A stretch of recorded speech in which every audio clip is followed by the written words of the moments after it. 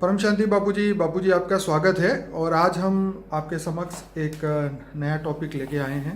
बहुत interesting topic है। यह है, क्या पाप को ख़त्म करने के लिए दान करना चाहिए? दान करने से पाप खत्म होता है, पुण्य मिलता है। ये हम आपसे जानना चाहेंगे कि जो दान का महत्व क्या है, कैसे है, क्या दान करना चाहिए, कैसे करना चाहिए, सर्वश्रेष्ठ दान कौन सा है, अन्न दान, वस्त्र दान, पैसे दान, ज्ञान दान, गौ दान, धर्म ग्रंथों का दान, पीने के पानी का प्याऊ बनाने का, शिक्षा का दान, हॉस्पिटल में दान, मंदिर बनाने का दान, जानवरों को चारा डालने का दान। शुरुआत आपसे करते हैं कि रियल में क्या पाप खत्म करने के लिए दान करना चाहिए?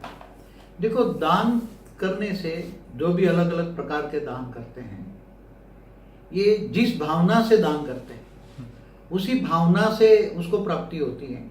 ठीक है। तो जिस भावना से दान किया जाता है उसी भावना का उसको पुण्य का फल थोड़ा मिलता है। ठीक है। पुण्य का फल मिलता है मगर उससे विकर विनाश नहीं होता। ओके। जैसे मैं एग्जांपल दूं, विकर विनाश करना, आत्मा में जो नेगेटिविटी भरी है, आत्मा में अनेक जन्मों का नेगेटिविटी भरी है, विक्रम पाप भरा पड़ा है, वो दान पुण्य करने से विकर्म विनाश नहीं होता। मतलब आपका कहने का मतलब है कि वो विकर्म एक अलग कर्म है और आज जो हम दान करने जा रहे हैं एक अलग कर्म है। हाँ, तो ये स्थूल शरीर में किया हुआ कर्म जो है, स्थूल शरीर में मनुष्य अवतार में किया हुआ कर्म है जी, वो तुम्हें स्थूल शरीर में ही वापस मिलेगा। मतलब आज जो दान कर रहे हैं वो अगले जन्म में या नहीं, अगले जन्म में मिलेगा, अभी मिलेगा, या उसके लिए जन्म लेना पड़ेगा, या ऐसे कर्म संचित जमा हो जाते हैं। ठीक है। और कई जन्मों के बाद मिलते हैं। ठीक है। जैसे किसी ने वस्त्र दान किया, ठीक है, तो उसको सोचेगा कि मैं जब कहीं मुझे जरूरत पड़ेगी तो मुझे वस्त्र की जरूरत मिलेगी तो मुझे वस्त्र मिलेंगे। ठीक है। मुझे जब जरूरत होगी, ये एक दान एक ऐसा है कि एक स्टॉक जमा कर दिया। क्या किया?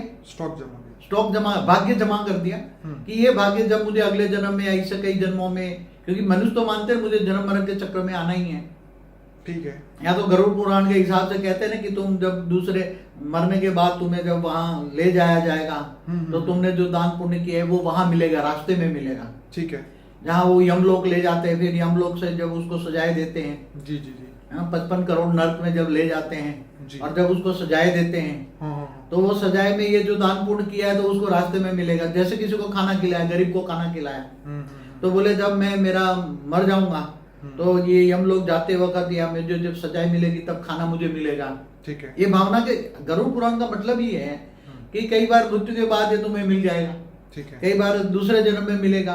तो जैसे आज हॉस्पिटल बना रहे हैं, तो हॉस्पिटल बनाने से आज ये सोचता है कि मैं हॉस्पिटल बनाऊंगा, मेरा स्वास्थ्य अच्छा होगा। सही है। आज नहीं तो अगले जन्म में अच्छा होगा, अगले जन्म हमेशा मेरा स्वास्थ्य अच्छा रहे। इस भावना से बनाते हैं। जिस भावना से बनाते, भावना का भाड़ा मिलता है।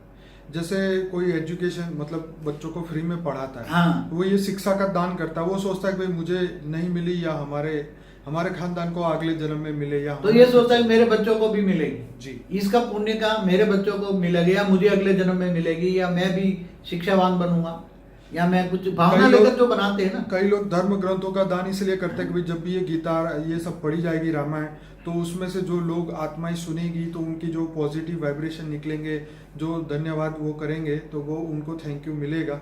इसलिए भी ये इस भाव से भी ये किया जाता है। मगर आजकल देखा है मैंने, देखो जो ये हमारे यहाँ गुजरात में एक नया ट्रेंड निकला है, कोई एक्सपायर्ड हो जाता है तो उसमें जो वो सबको ये छोटी गीता आती है ना, गीता बांटी जाती है, सबको छोटी गीता बांटी जाती है। बिल्कुल। तो ये सोचते हैं कि ये गीता पढ़ेगा जी, तो गीता से ज्ञान लेगा, गीता से ज्ञान मिलेगा तो उसकी बुद्धि अच्छी होगी, तो ये थोड़ा गीता का दान करते हैं जी। मगर मैंने ये लोगों को सुना कि घर ले जाके वो रख देते हैं, क्योंकि इनके पास तो और कई गीता आती है, जहाँ भी रोज, आजकल तो रोज इतने मर जाते हैं तो कहीं ना कहीं रोज जाना पड़ता है उसको, तो रोज हर जगह से कहीं ना कहीं से गीता मिल जाती है, मगर उसकी कोई वैल्यू नहीं है, कोई उसे पढ़ता नहीं है। पढ़ता तो गीता का अर्थ क्या है वो भी समझता नहीं। चलिए बाबूजी, हम बात करते हैं कि अन्नदान, वस्त्रदान, उसके ऊपर बताइए। हाँ, जो अन्नदान है तो भूखों को खिलाता है, तो वो सोचता है जब मैं भूख लगेगी तो मुझे मिल जाएगा, जब मुझे जरूरत होगी तब मुझे मिल जाएगा।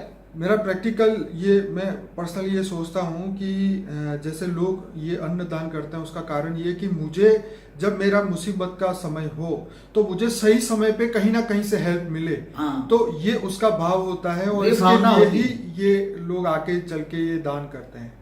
वस्त्र दान, अन्न दान, पानी का जो पानी पिलाते हैं, चलो मैं प्यासा होगा तो मुझे पानी मिल जाएगा, जी, जी, इसलिए परब बना, बिल्कुल, कोई बिल्कुल। पानी पिलाते हैं, पानी की परब बिठाते हैं। और गौदान का भी बहुत महत्व हाँ, बताया गौदान है। इसलिए कहा जाता था, गौ माता कहते थे पहले। हम्म, हम्म, हम्म, तो गौदान, पहले गौदान ब्राह्मणों को बहुत दिया जाता है। राजा भी गौदान ब्राह्मणों को करते थे। राजा भी ये सोचता था कभी मैं रंक बन जाऊंगा अगले जन्मों में राजा से, इस जन्म में तो राजा हूँ, मगर जब रंक मिल जाएगा तो मुझे भी गौ मिलेगी, तो मैं गौ पाल के अपनी रक्षा, दाल रोटी दूध पीऊंगा मैं। हाँ। ये भावना से करते हैं ना। तो जानवरों को जो चारा खिलाया जाता है, जब लोग सुबह उठ के आप देखो तो हाँ, तो भावना होती है, चारा उनको चींटियों को आटा डालते हैं, वो अपनी मछलियों एक को बोलते हैं, गौ माता को घास खिलाना बहुत इम्पोर्टेंट है, जरूरी बहुत। ये गौ माता है, हमारी माता है जी। तो उसको 33 कोटि देवताओं का वास है गौ में। क्या क्या सोचते हैं? बिल्कुल, गौ में 33 कोटि देवताओं का वास है, इसलिए गौ माता कहते हैं। इसलिए उसको खिलाएंगे तो 33 कोटि देवताओं को मिल जाएगा। ये भूल भरी कहानी है सब। चलिए एक बात बताइए, दान का क्या महत्व है? क्या दान करना चाहिए इंसान को? भाई ज्यादा जरूरी है तो अच्छा दान करो, मगर इन सभी से बढ़िया दान कौन सा है? ये श्रेष्ठ दान क्या है? हाँ, ये बताइए। ज्ञान दान, महादान। ठीक है। कौन सा ज्ञान? ज्ञान भी सबसे ऊंचा कौन है? जी। जैसे आपने ज्ञान स्कूल खोली, प्राइमरी स्कूल खोली, कॉलेज खोल दी, लोगों को बिना प्रॉफिट वाली। हाँ, नॉन प्रॉफिट, मतलब कॉमर्शियल वाली नहीं। हाँ। आजकल तो कॉमर्शियल खोल देते, वो नहीं, इससे तो वो धंधा है, वो तो बिजनेस है, उससे कुछ। मगर किसी को पढ़ाई के लिए कुछ पैसा दिया, कोई बच्चे गरीब है, जी, जी, गरीबों को बुक बांटी, हाँ जी, हाँ जी। कुछ गरीबों को कुछ पढ़ने के लिए हेल्प किया, तो ये ज्ञान दान कहते हैं। तो ज्ञान दान, महादान कहते हैं, उनको कह देते हैं। फिर दूसरा जो कोई रामायण महाभारत की जो बिठाते हैं ना ब्राह्मण कथा वार्ता करने वाले, बिल्कुल। तो रामायण की कथा वार्ता करते हैं तो 7 दिन वो लोग सुनते हैं। महाभारत की कथा वार्ता करते हैं तो सुनते हैं। मगर उसके आज तो क्या है, कथावाचक ये वाचन करने का भी बहुत पैसा लेता है, तो उससे कुछ नहीं मिलता, उनको कुछ नहीं मिलता। उनको तो बिजनेस हो गया। क्या हो गया आजकल? कथा वार्ता करने वालों का एक बिजनेस हो गया। पहले जो करते थे ब्राह्मण, जो करते थे कथा वार्ता, सत्यनारायण की कथा करते थे, तो जो उसको दाल रोटी चाहिए वही इतना ही लेते थे। आज जो हर कोई कथा वार्ता करने वाला केवल दाल रोटी, घर के लिए सिर्फ दाल रोटी जितना ही ले। और जैसे पहले ब्राह्मण निर्धन की तरह रहते थे, ऐसी तरह त्याग तपस्या करे तो वो सच्ची कथा वार्ता को उसका पुण्य का फल मिलेगा। बाकी आज तो कथा वार्ता करने वाले सारे बिजनेसमैन हैं, इससे कुछ नहीं होगा। आज सारा ये बिजनेस हो गया। इस बिजनेस से किसी को कुछ नहीं मिलना है। कथा वार्ता करने वाला भी बिजनेसमैन है, और जो कराने वाला है वो भी शोमैनशिप में बहुत बड़ा नाम आता है कि इसने कराई, इतने लोगों ने मिलकर कराई, इतने लोगों ने मिलकर कराई। और उसमें जो दान आता है वो भी दान भी इनमें लग जाता है, इसलिए कोई भी फायदा कुछ भी नहीं मिलता उससे। तो हम ये सोच के अगर दान करें कि भाई मेरा जो पाप है वो खत्म हो जाए, इसलिए मैं दान कर देखो, पाप अलग चीज है। पाप पहले सुनिए, कि मैं ये सोचूं कि मेरा पाप खत्म हो जाए, मेरा बुरा समय चल रहा है, मैं दान कर दूं तो मेरा बुरा समय खत्म हो जाए, इस भाव से अगर दान किया जाता है तो क्या वो बेनिफिट होता है आत्मा को? दान की भावना जो है, ये तुमने स्थूल मनुष्य रूप में जो भी दान किया है वो लेने के लिए भी तुम्हें जन्म लेना पड़ेगा। इसलिए जन्म मरण के चक्र में तो आओगे ना। बिल्कुल। तो इस चक्र में भी ना हो और अच्छे भी कर्म करने तो अगर इस चक्र में ना जन्म मरण के चक्र में ना है तो तुम्हें निष्काम कर्म करना चाहिए। क्या बोला है निष्काम? गीता में क्या बोला है? तू आत्मस्वरूप बन, मुझ परमात्मा को याद कर, तो मैं तेरे सब पापों का विनाश कर दूंगा। तो पाप का विनाश होता है जी। परमात्मा को याद माना योग करने से पावर आती है। तो तुम्हें पहले आत्मस्वरूप का ज्ञान होना चाहिए। मैं आत्मा हूं, तो स्वयं को जानो, पहले आत्मा को स्वयं जानो, आत्मस्वरूप बनो। जब आत्मस्वरूप बन के गीता का भगवान और गीता ज्ञान देने वाला, गीता सर्वशास्त्र शिरोमणि है। गीता का 2 शब्द ही है, एक तो थियरी ऑफ कर्म उसमें बताइए कि कर्मण्येवाधिकारस्ते मा फलेषु कदाचन, हमेशा कहता हूं। और निष्काम कर्म करना चाहिए और कर्म योगी बनना चाहिए। कर्म करते करते परमात्मा की याद में रहो, ऑलमाइटी ऑथोरिटी को जानो। वो कृष्ण ऑलमाइटी ऑथोरिटी का अवतार था, तो हुई तो ऑलमाइटी ऑथोरिटी ये जानो।